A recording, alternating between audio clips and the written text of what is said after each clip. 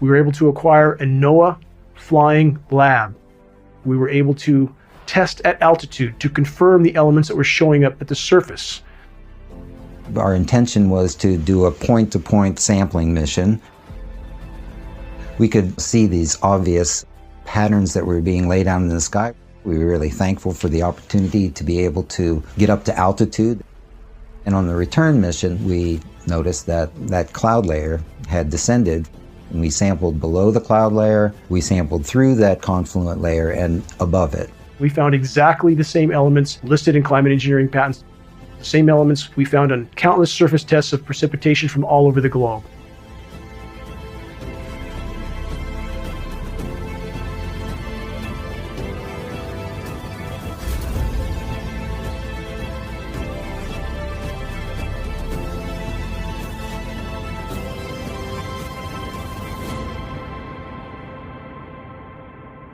Governments all over the globe and the entire climate science community are telling the population urgently that climate engineering operations, solar radiation management operations need to be immediately deployed to try to mitigate the warming of our planet, to try to preserve what's left of its life support systems.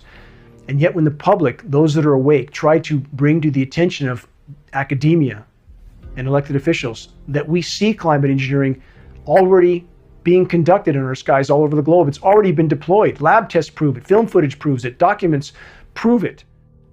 And yet we have the continued denial from the climate science community and official agencies telling us that we're not really seeing what we're seeing in the skies. They tell us if climate engineering were deployed, it would look exactly like what we're seeing in our skies. But then again, they tell us that we're not really seeing what we are actually seeing.